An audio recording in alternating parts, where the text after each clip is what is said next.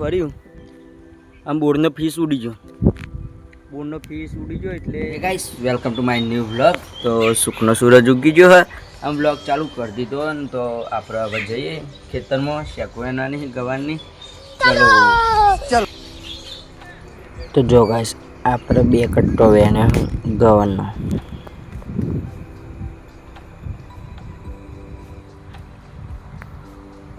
આપણે તો ઘેર આવ્યા છીએ અને જો ઘેર આવીને કોમ બેસ્યો પાવા માંડે.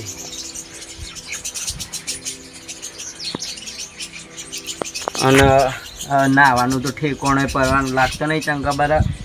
પાછી 1 વાગે લાઇટ આવે એટલે પાછું પાણી વાળવાનું. હાલ તો બેસ્યો પી દઈએ એટલે જમવા. અને જો જમવામાં બની છે ગવારનું શેકોનું શાક, છાશ ને ઘઉંની રોટલી. તો હવે આપણે જમી લઈએ પછી વાત. જો ગાઈસ ખાઈ પીને આવી ગયા. 1 વાગે લાઇટ આવી એટલે ખેતરમાં પાણીવાળા ગવારવાળા જો પાણી આટલો પહોંચ્યું ના છે આમ પહેલાં પાવડો તો પડે હા. અને આપણે હવે પાણી વાળીએ.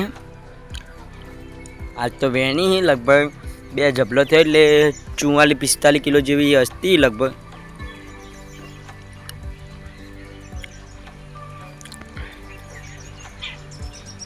જો વાદળો વાળું વાતાવરણ એટલે તડકોય નહીં આજ તો. આજે પાછું લસકામે હજી પાણી વાળાનું. આજ તો પહેલું પાણી ગવારમાં લઈને આજે આપણે. તો ગાઈસ આપણે પાણી તો વાળીએ. ચોથા શામ પાણી ભર્યું આમ બોરનો ફીસ ઉડી ગયો એટલે થોડી આ તો પાણી બંધ રહે એટલે પછી બોરનું પાણી આવે પછી ઘરમાં ચાલુ કરીએ. અમારે સારું આ બહુ થાય છે કારણે વધારે ફીસ ઉડી જાય. ગાઈસ લગભગ 10 મિનિટ પછી બોરનું પેલું એ વોશ થઈ ગયું ફીસ અને પાણી ચાલુ થઈ ગયું. આવે હા નેકમાં નેટ રેલો સેટ થયો તો અને પાહું આવું થઈ ગયું. અડધમાં પહોંચી ગયો સારો અને ફટાફટ આપણે ગારમાં પૈન જઈએ લસકામ પાવા. તો ગાઈસ આપણે ગવારા ખેતરમાં પાણી વાળાનું પતી ગયું છે. તો હવે આવી જાય છીએ લસકારા ખેતર. તો પેલું પાણી ચાલુ હલતામાં આપવા પાણી વાળ્યું અને જો ખાલી વાયરો જો ચાલુ છે. જો વાતાવરણ જોડે વરસાદ આવશે. જો મમ્મી કહીશ લસકું વાટ પાણી આવવાનું એટલે.